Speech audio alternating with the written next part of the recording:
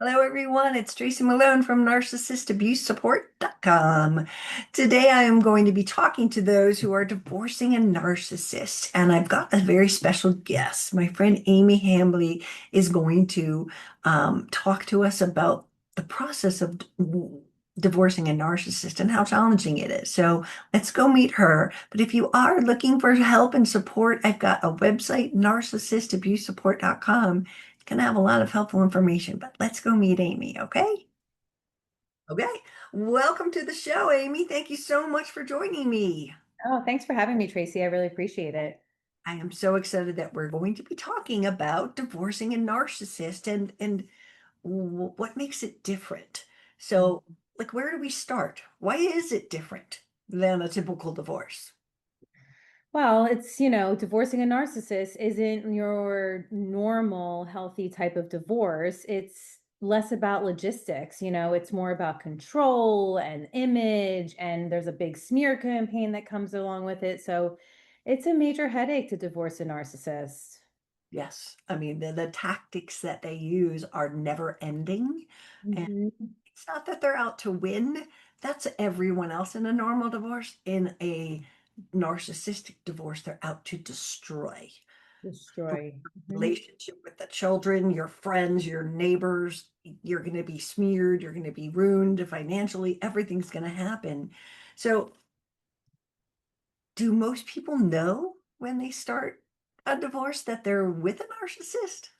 No, I think a lot of the times people will actually say to me, like, I'm just realizing that I've been married to a narcissist. It's almost like it comes about in the divorce process. Mhm. And that I'm not realizing that's actually why they're getting a divorce from all the emotional abuse and the lack of empathy throughout the years. And, the people that start to in the middle of the divorce process, they start to realize, like, I'm being fair, I'm being kind, I'm being understanding, and they're just coming at me. It becomes a battle zone. I say that they put on their boxing gloves and they're in the boxing ring. That's it. And they don't stop until it's over. So it's a And very difficult process. I think a lot of people have lived in these situations without the words. And I'm not saying everyone who is a narcissist. I am saying that was gaslighting. What does that mean? Like, I now realize that 80% of my marriage was gaslighting, but at the time, no one said the word. I just went, that's weird. He said something different yesterday. Okay, I'm confused, but Mm, I'll get on with it and go on. So you don't really know it until you know it. And yeah. I think, too, one of the things that people need to realize, it's not just like this light bulb goes off, but the cruelty that you see in the divorce Mm. really starts to point the arrow at narcissism, I right? agree. Yes, absolutely. Yeah. Yeah. And you know what? And when they start to notice, they start to realize, like, oh my gosh, I have a lot of healing to do. And then they're like in the middle of this divorce and they're being pulled in all these different directions just to keep their emotions intact because they now want to fight. I start to say we start to mirror them because it gets so ugly. You don't know what to do. So you kind of can get a little ugly yourselves, I think. So, Well, I think everyone ends up almost, reactively, not reactive abuse, but if someone pushes you and pushes you and pushes you, they're going to push you over the edge a little bit sometimes, right? And yeah. usually with a narcissist, you'll know it's a narcissist if they recorded you and then go, look how angry she is. Look how unstable they are. That's the biggest one. When I work with my clients one-on-one, and especially with divorce coaching, I can't reiterate it enough that you have to keep your emotions in check. You have to keep your emotions in check. They will use it against you. They will use it against you, and you won't even realize it until you're in the courtroom and they start playing the recording, and now you're embarrassed. And Yeah, now there's a restraining order out for you, and you're like, yeah. it's crazy town. So, yeah. Normal divorces don't land you in jail. When I used to run groups, I'd have no less than 5 people who had been arrested during Oh, yeah. divorce. Easy, right? And so that's not a normal divorce. Neither is calling child protective services 50, 60 times, but to Mhm. the point where the child protective service people walk in, I know there's nothing here, but we have to come.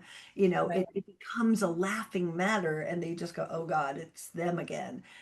Right. but they're Yeah, doing it to use it for evidence because look, she's been, you know, Child Protective Service has been there 30 times. Not that right, they ever found anything, but you right. called them, dumbass.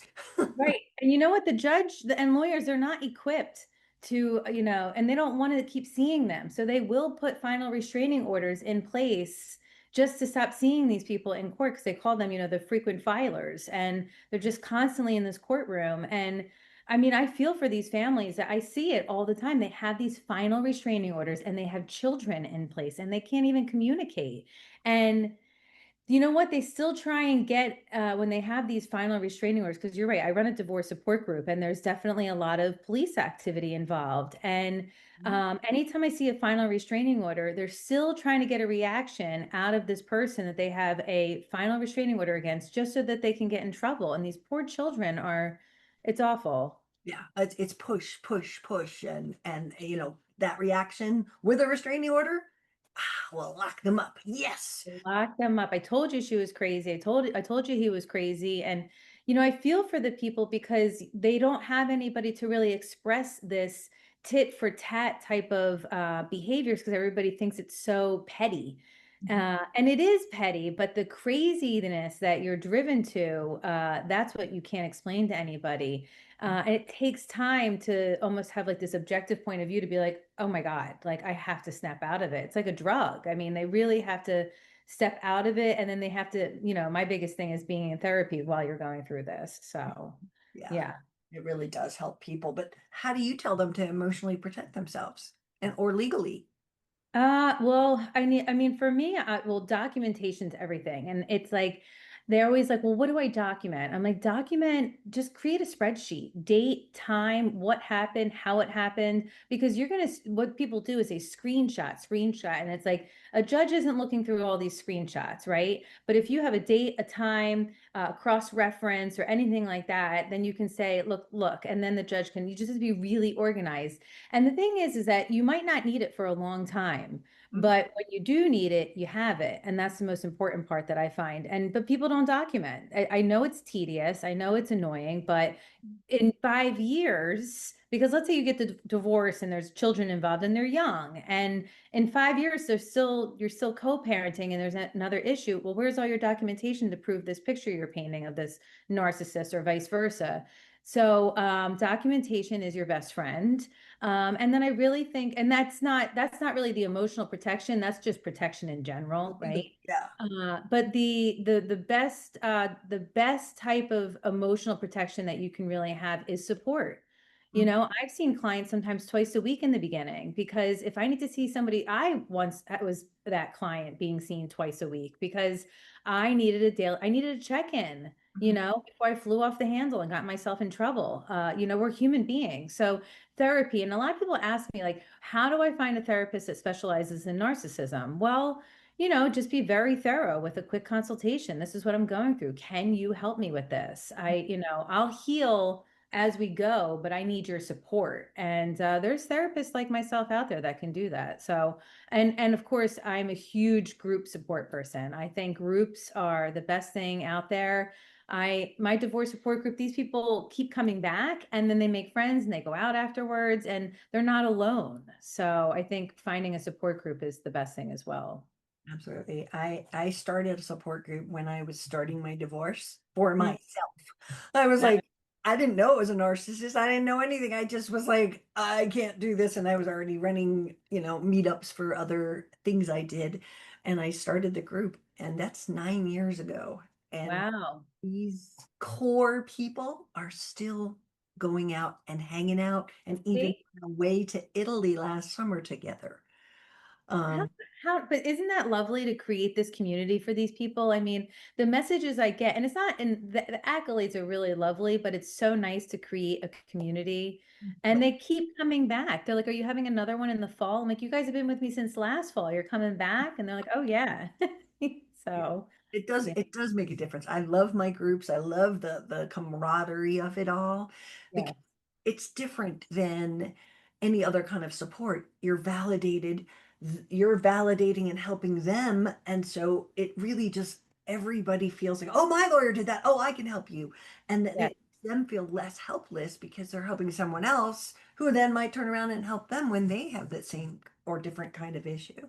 Yeah. Or, and everyone has different stories, but one thing is the same. Like they feel like they're alone in this, so that then now they have one another. So it's really nice. I think groups are the best thing for this type of situation. Any divorce, narcissist or not, really. Oh, for sure. It's just being in with your people, right? Yeah. It's someone that is going through it at the same time, understands the crazy of it all.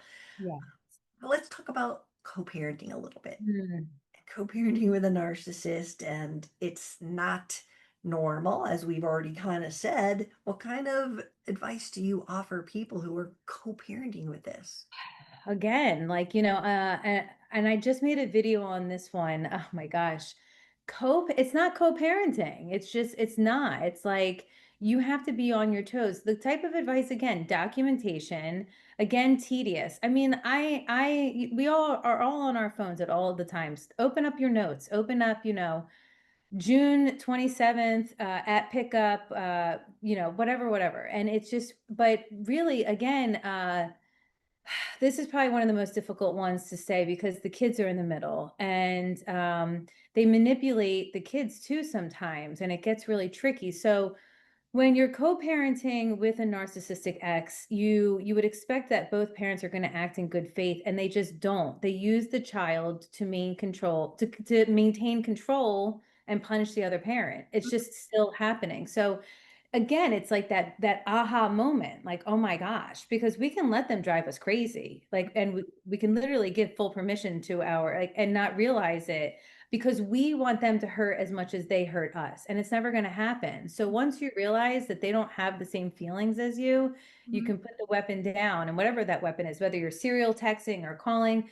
I say as little as communication as possible. People ask me all the time, how do you go no contact with your narcissistic co-parent? You don't, there's really not much to talk about. If you really just take a step back, you can just talk about really any emergency. Otherwise, there really has to be no contact, even with little kids. Mhm. So I say keep it on an app. I keep it with a gray rock, no emotions. If you're running late, don't tell them where you're running late from. Don't, no information. I'll be there in 5. I'm running behind. You don't have to say there's traffic, my boss, nothing. Because whatever you're going to say, they're going to use it against you. And you know who's going to be miserable? You. And now you have your child. And who suffers? Your child. Mhm. So it's like no communication is the best communication. And it's just getting used to that. They're still stuck in the loop. That's the problem. Yeah. And again, because they've got the kid, it could be an 18-year sentence if it's a small baby, right? It's Mhm. a big commitment of crazy. To Mhm. me, when the co-parenting issues come up, and I'm talking about during the divorce, Mhm. not paying and you're fighting them and you owe me $150. Can you do me this? Can you do me that? Right? You're jumping around here trying to get them to comply with Mhm. temporary orders. If you are watching your soon-to-be ex Mhm. not doing anything, not cooperating in parenting, not paying what they're supposed to, Mhm. it's beyond documentation. We document to win what we need in the parenting plan, right? If Yeah, we build stronger, more detailed parenting plans, we will be able to have that peace in the future. I A agree. narcissist will take the tiniest little loop and say, oh, on the one thing, it didn't tell me what time I have to return them, so Mhm. I am going to take it and ride with it. So it really has to be so buttoned up so Mhm. that if you don't want to talk to them, we have a plan for that. We know what we'll do if he doesn't pay or she doesn't pay. We know what we'll do if, bad parenting occurs besides the documentation, because what's with the documentation is how we change a parenting plan. I have a big pile of papers right over there that Mhm. we're working on because a year and a half into the complete final divorce, Mhm. having issues. So these should have been done in the first place, Oh right? yeah. The The- lawyers the- saw that mhm. this behavior was going on. Oh, we better put a non-compliance clause in there to make sure if they don't do it and you have to take them back to court, you're not paying the bill, right? Right. Yes, that's a huge one, because I was going to say it gets so expensive, and there's only so many times you can call the police, because guess what? It's a civil matter. They don't really do anything. And that documentation that's just, now we're annoying, Mhm. But yeah, a non-compliance is a big one. And then still, you still have to go back to court and pray they show up. And even when they do get something like, hey, you owe X, Y, and Z to so and so, they still don't know if it's going to happen. They still have a goal of making you lose your shit completely. That's really what's happening at all times, and it will happen. For me personally, sometimes I have to ask my clients, is this really worth it? Is it really worth it to go back to court for this? Because, at what point can we get you to surrender and just focus on your child? Because that's really what's going to have to be. You might have to listen. I've seen people forfeit child support because it's just not worth it. I've seen people forfeit a lot of things because Mhm. it's just for your sanity. You start to pick and choose your battles. Absolutely. And that's the difference between a regular divorce is you're forced to do something like, okay, don't pay me, but leave me alone on A, B, and C, right? So it's not a normal situation, which brings up the sort of emotional toll. Mm.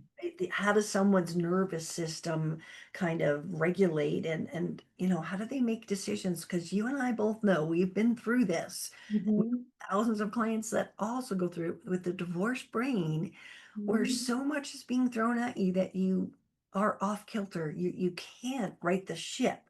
So how do we tell people to help themselves with that? Fill up your own cup. We lose ourselves in these situations. We can very much victimize ourselves, right? And we are a victim when we're in it, or my clients are victims, or anybody. It's awful. It's such an emotional toll. But what am I doing to not be the victim, right? Like if it's not my weekend and I have all this free time, what am I doing with my time? Am I doing yoga? Am I going for walks? Am I taking time to sit at the beach? Am I calling friends? Am I making plans? And then when I am making plans, am I sitting and talking about this situation the whole time? Because that fuels it. For years, I used to talk about my story because it was like, you can't make this up. You got to hear it. And I realized the more I talk about it, yeah, see, I'm just because that's really what happens. And you want validation from a stranger even. Oh yeah. So I remember the day that I was like, I'm going to stop telling this story because it's very upsetting. So I think it's like, what am I doing with my spare time? Am I filling up my cup? Am I in therapy? Who am I helping? Right? Like, who can I help? Can I go volunteer? Does a friend need help walking a dog? It sounds silly, but when we get busy, we get better. So I think it's important to really like get that gym membership. It's like the tiny little things. I had a client say to me the other day, she's like, I started walking every morning and praying. And, the two simplest things that really take not a lot of time, and a world of a difference Mhm. just by taking time for herself to connect with nature and have that bilateral movement of walking. So it's like, what are you doing to take yourself out of the emotional toll when you can is really important. I agree with you. People don't realize how much self-care is essential now. Mm. So many times, and you probably have seen it, where when you're in this place, well, I Mhm. went from a size 10 to a size 4 during my divorce. I didn't Right. eat, I couldn't sleep, I was hyper vigilant. You can't function. Your brain just kind of shuts down. Mhm. But as you said, I think changing the story is an essential part of what you're telling yourself, right? That Yes. hopelessness that you're, oh my God, it's never going to go away, and all that stuff. You have to Mhm. create something and hold it that takes you from the victim to the hero, right? And Yeah. again, you may have accountability. Good-hearted people are going, okay, well, maybe this happened or that happened. But Mhm. again, going from the victim mentality, and again, we're all victims of this crap, Yeah. right? It wasn't we chose it. But at the same time, if you can point something into the direction of, what is this happening to me or for me? Yes. I know I don't know what it's going to look like, and it's really scary, Mhm. but I won't have this. It's like having a big tumor on your arm. You won't Yeah. have the drama that sucks you down. So building a better story that makes you that hero in your own mind. And Yes. no, I really am. I was a good parent. I was a good spouse, and hold the truth, because the narcissist does so much to twist what really happened. And, Yeah. all of a sudden, the person who never took the kids to school or a doctor's appointment, all of a sudden they step up and you're like, well, who is this person? Right? Yeah. as soon as the divorce is over, that stuff stops and it goes back onto your shoulders because it was just Oh yeah. performance. Yeah, you become the default parent again. And it's also I think it's important to remember that there's a lot of healing involved, right? So like if we from that emotional abuse, right? And I think a lot of the times that we judge ourselves, right? Like, my therapist once told me, she's like, well, how old are you? And I said, well, I'm 39. She goes, well, 39-year-old you shouldn't be judging 20 something year old you, like you were at a different age. And that was like a real big eye opener. It was just like kind of like, I think in so many words, she said, you got to let it go, like it's like stop judging yourself, and really figuring out like what was mirrored back at me. So like I'd rather people take the time to really dig deep than to just keep talking about the narcissist. It's like we're not getting anywhere with that. So No, it's about again just understanding your role. And I'm not saying you have a bad role. For me, if I look right. back, I didn't know what a boundary was. I didn't know what gaslighting was. I didn't know what a narcissist was. I would easily excuse all of his bad behaviors and they had no title. Oh, he's just in a bad mood and that's why he's doing that. Or, I would just put that down and not go, oh my God, he's lying to me. Mhm. So when you have that, taking that off your plate as guilt that Yeah, I've done something wrong, we're allowed to make mistakes, right? yeah, And marry a narcissist was one of them, but it wasn't because we said, I'm looking for the biggest jerk in the whole world. Could you come right, and marry me? We right, said, oh my God, this person loves everything I do. Oh my God, they love me so much. My friends think he's perfect. We yeah, didn't fall for the dog. We fell for the sparrow. yeah, We didn't expect this. So that's where people do have to take off some of the, like you said, looking back at your younger you and going, that little girl didn't know, and yeah, giving yourself the cred to go, I was conned. yeah, I'm not exactly. broken. I'm gonna keep forward going. Yes, exactly. It's important. And it's easier said than done because again, we want to prove you can't believe this. Like, again, you can't make this shit up, but there's no moving forward and staying in that storyline. I can promise you that. Absolutely. Absolutely. So I just want to go one more thing if we have time. Is that okay? Yeah, yeah, I absolutely. want to talk about the confusion in a narcissistic divorce. Oh, that chronic fight or flight, right? Like it's our nervous system. It makes it very difficult to think clearly when we're surviving. We're foggy, we're anxious, we're reactive, we can't be mindful. We're always trying to protect ourselves. We're always trying to appease and people please and make nice. Like we don't want to be walking on eggshells all the time. Like, are they going to say this? Are they going to say that? It's a conditioned thing that happens.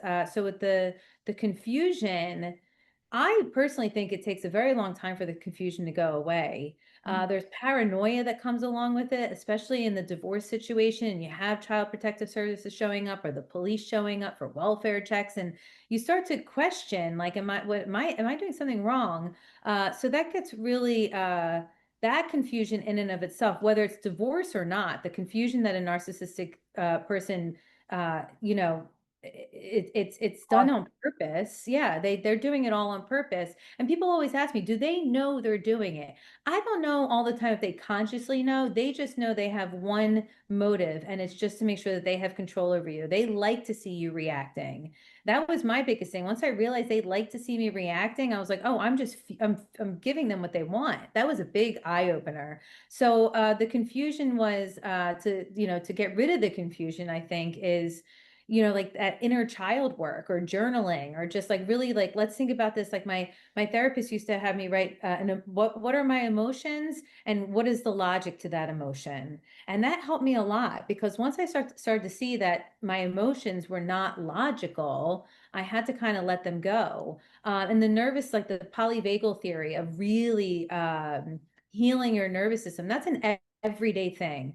There's an app, and this isn't, I use it, I tell my clients, Insight Timer.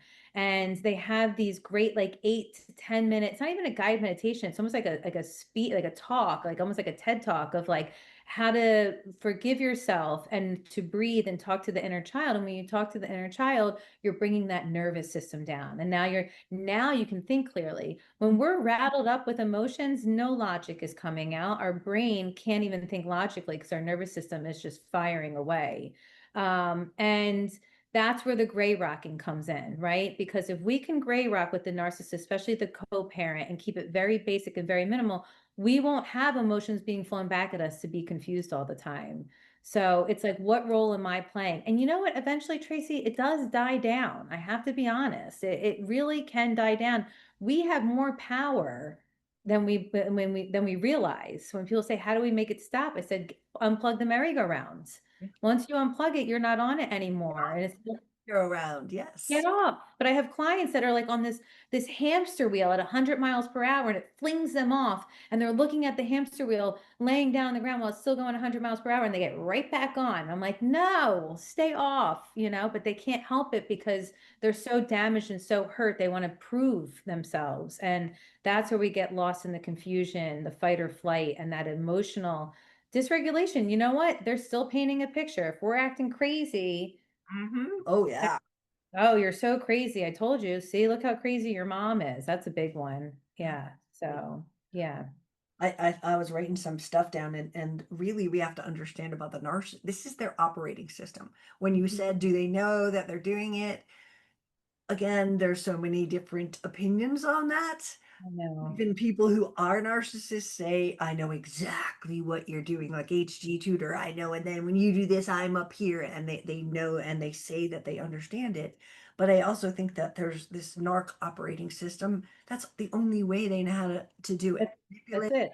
control, you know, get others to like them, get what you need. This is just the way that they operate. And conscious or not, that's all they do, right? It's cycled. It's the next person's going to get exactly what you get. Let's just set our watch because it's coming, Oh, right? it's coming. It might not happen right away, but if we understand that the narcissist really just doesn't like themselves so deeply that they will drag everyone down that's in their circle, but they keep their circle small a lot of the times I've noticed because they can only handle so much manipulation at one time. They're great in big crowds because they could be grandiose and charming, and it's like, oh, that's so sweet. And then right as soon as you get in that car after that event, it's like, Jekyll and Hyde, and you're the only one that sees it. So it could be really difficult. That's where we want to prove to everybody because no one else can see it, especially if you're dealing with a covert narcissist. So, Absolutely, absolutely.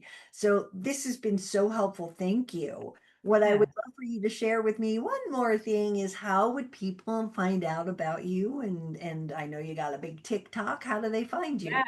So I'm on TikTok, which has been great and so helpful for people. If I could answer all of my direct messages from people, like please help, please help.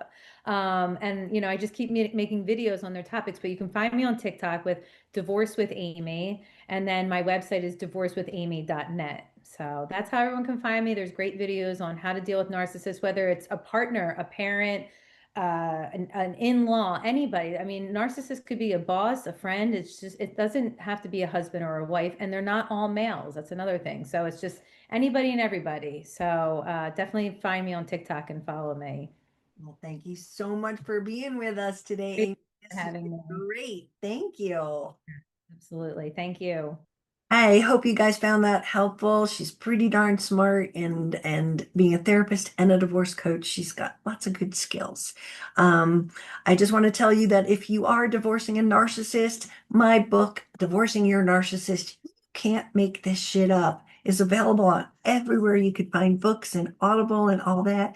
It will help you, and it is the guidebook for how to divorce a narcissist. So I look forward to seeing you again next time. If you haven't subscribed, please like this video and please subscribe. That helps other people get our message out there. So thank you so much, and we'll see you again next time.